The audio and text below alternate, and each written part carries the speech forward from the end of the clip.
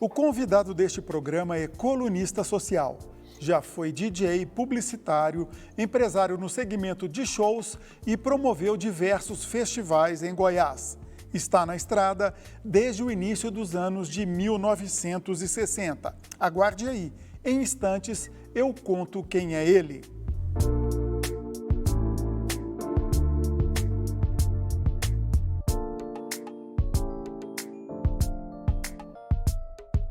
O nosso convidado é Arthur Rezende, goiano de Orizona, que durante 46 anos foi o principal colunista social da imprensa goiana. Vamos conversar sobre sua carreira e de fatos curiosos que ele viveu. Olá, Arthur, um prazer ter você aqui no TBC Memória. Enzo Lizito, o prazer é todo meu. Profissionalmente, você começou aqui, né, Arthur, na Rádio Brasil Central, no começo da década de 1960. Em 1961, a gente começou uma programação espetacular que tomou conta da cidade e do estado. A Rádio Brasil Central falava para o mundo e tinha uma programação diversificada, realmente muito boa e com várias atrações durante o dia e à noite também. E era muito bem dirigida, né?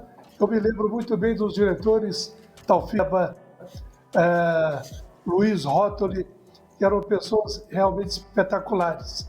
O Iris Mendes, que era o diretor artístico e fazia a programação musical, e o Porto, diretor de esportes. Enfim, uma grande equipe. Tenho muitas saudades daquela época. Arthur, me conta uma coisa. Naquela época, 1961, Goiânia tinha por volta de 160 a 180 mil, não passava de 200 mil habitantes. Como era a vida de um galã do rádio, por exemplo, nas ruas, dava autógrafo, você era conhecido? Como era isso? Como era o seu dia a dia? Realmente foi uma época muito boa, porque antecedeu, não é, a vinda da televisão. E do rádio para a televisão foi um pulo. E esse galã que você falou, realmente na televisão, aí sim, a gente fez lá uma história. E a gente era muito conhecido, porque a cidade pequena, e todo mundo ali de olho, e era grande a audiência, e a gente era muito procurado, muito visto, muito elogiado, né? E foi uma época realmente de ouro, aqueles anos 60. E os programas eram ao vivo? Como que era? Era ao vivo em preto e branco, né? Da televisão, sim.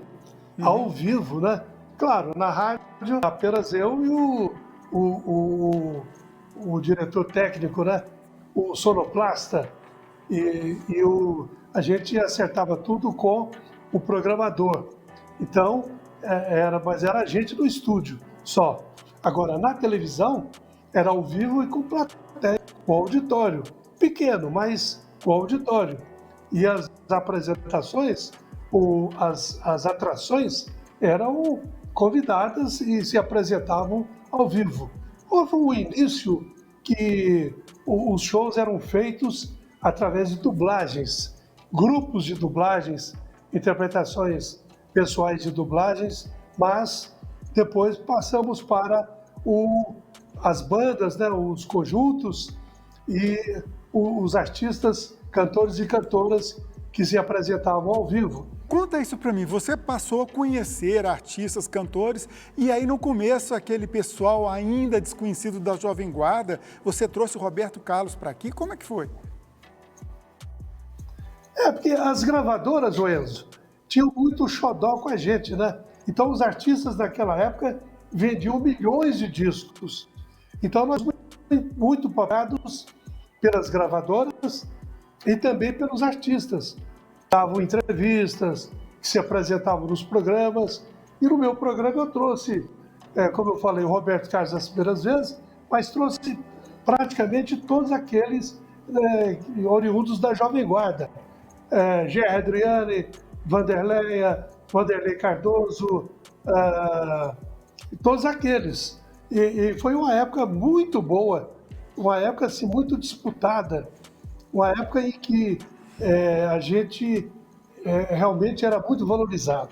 Tem uma história engraçada do Roberto lembrando. Carlos, que você trouxe ele aqui, ele pegou carona numa lambreta, como é que foi isso? Eu estava no começo da minha carreira, não tinha automóvel, não tinha carro, e eu precisava de levar o Roberto na TV Anhanguera, né? Onde eu já estava aguardando, e tinha que buscá-lo no hotel. E lá na TV Anhanguera, ele vista para mim, na rádio Anhanguera e na televisão. Aí eu pedi o Castro Filho, e ele muito gentil, muito camarada, foi até o Hotel Bandeirantes e se apresentou ao Roberto, falou, tal, muito prazer, você vai comigo. Falou, sim, vamos embora, cadê o carro? Ele falou, não, eu tenho uma Vespa. Foi numa lambreta que ele leu a carona. E ele morrendo de medo, ele falou, cuidado comigo, não vai cair. Arthur, uma curiosidade, esse Castro Filho que você se refere é o mesmo que virou, inclusive, ministro do STJ? Exatamente. Sebastião de Oliveira Castro Filho. Mas todos o conheciam como Castro Filho. Uma linda voz, e ele se formou em Direito, acabou sendo professor e chegou a ministro do STJ. É verdade. O ministro Castro Filho, que deu carona na sua Vespa para o Roberto Carlos. Arthur, agora vamos falar do colunismo social. 46 anos isso, né? Comandando a coluna social do Jornal Popular, você substituiu o LBP, que era um nome consagrado. Em poucos minutos, mas como é que foi essa carreira tão longeva? Bom, é o seguinte, o LBP, Lorival Batista Pereira, era o papa, né, do colunismo social em Goiás. Eu fazia no Jornal Popular uma coluna abaixo da dele, que era sobre artistas, chamava Informe Artístico. E um belo dia, depois de 20 anos de atuação, ele se desligou da empresa e eu fui convidado fui indicado, na época o diretor era o Domiciano de Faria, o Lorimar Gualberto Diniz Mazinho, que substituiu o Lorival naquele período, ele me indicou para ser o substituto dele.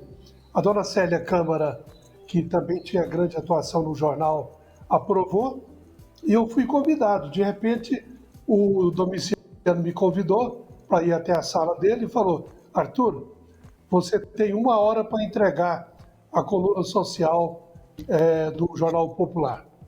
Rapaz, eu quase caí da cadeira, mas dei conta, né? E lá se foram 46 anos de muita alegria, de uma cobertura à sociedade goiana muito responsável, acredito eu, onde durante 26 anos foram diariamente e nos últimos 20 anos aos domingos.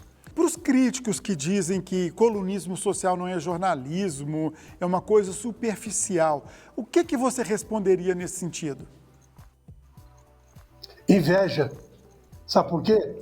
Colunista social, ainda mais como o Lorival fazia, e eu herdei dele esse aprendizado, e nós também seguimos o Zósimo Barroso do Amaral, do Rio de Janeiro, a gente fazíamos um verdadeiro mini jornal dentro da coluna, dentro daquele espaço.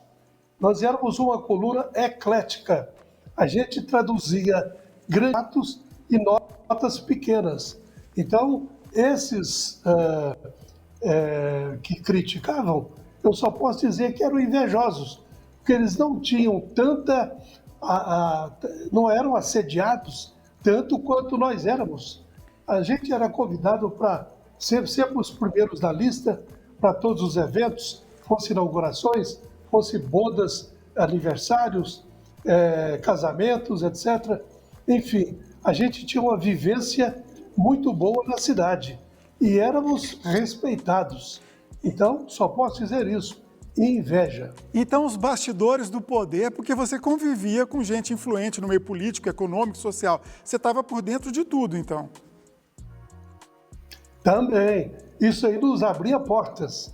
E nessa abertura de portas, a gente convivia, como você falou, em todas essas áreas, nas áreas econômica, política, social, empresarial.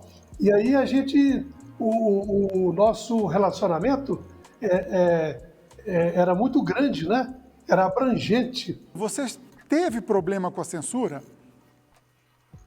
Não, nunca tivemos, porque também, talvez até por esse aspecto, a censura não olhava a coluna social como olhava mais a coluna política, não é? E às vezes a gente dava notas tão interessantes quanto, e eles não observavam. Mas claro que a gente sabia o caminho das pedras. E a gente também, naquela época, a gente tinha que ter todos os cuidados, porque a coisa ali era muito presente. Sabia onde estava pisando, qualquer né? coisa, a gente era chamado. Exatamente. Arthur, o último tópico que eu quero abordar com você, a promoção de festivais, o Comunicação, você promoveu muitos festivais, acabou lançando a carreira de muita gente famosa. Como é que foi essa parte da sua vida? Grande sucesso da música popular brasileira, grande atleta Carlinhos Vergueiro, nosso queridíssimo Paulinho Tapajós, Oswaldo Montenegro, Rubem Braga e o nosso cineasta João Bênio. Olha, isso foi realmente uma parte linda da minha vida pessoal. Isso foi que começou nos anos 1970. Fizemos 1971, 2, 3 e 4, no Cine Goiânia, sempre lotado, com grandes noites, trazendo grandes nomes da música brasileira, compositores, intérpretes, donos de gravadoras, enfim, era do eixo Rio-São Paulo, e eram pessoas que nos davam credibilidade e deu credibilidade ao nosso festival, que foi realizado durante 13 edições. Então, revelamos grandes nomes aí, por exemplo, João Caetano, Marcelo Barra, Fernando Perillo, Ricardo Leão, o baixista Bororó, tanto o Ricardo Leão quanto o Bororó foram para o eixo Rio-São Paulo, se tornaram maestros e participantes acompanhando grandes artistas da música popular brasileira. Ivan Lins e Paulinho Tapajós, grandes compositores de grandes sucessos nacionais, vieram aqui várias vezes e se tornaram amigos dos nossos principais compositores. João Caetano, por exemplo, mora no Rio de Janeiro até hoje. Ele é médico, você sabe, ganhou festivais. Marcelo Barra fez a sua carreira, enfim. E Pádua, que também é uma grande revelação do festival, foi o ganhador do último, que foi realizado em 1985 com a música Pele. Mas aquele sangue de um menino que morreu em Joanesburgo tinha a mesma cor do teu, tinha a mesma cor do teu. Revelações, grandes lembranças, e realmente eu fico muito feliz de você tocar nesse assunto do Comunicação, porque foi uma página aberta, uma janela aberta aos nossos artistas. Pena que não tivemos seguidores. Arthur, muito obrigado pela sua participação, nosso tempo acabou, eu agradeço você ter dedicado seus minutos para conversar com a gente. Muito obrigado e até a próxima. Enzo, prazer todo meu. E isso que você faz parte da história agora, né? Da história recente do nosso mundo artístico, da televisão e do rádio aqui feito em Goiás. Muito obrigado, um grande abraço. Grande abraço. TBC Memória, ajudando a preservar a história de Goiás.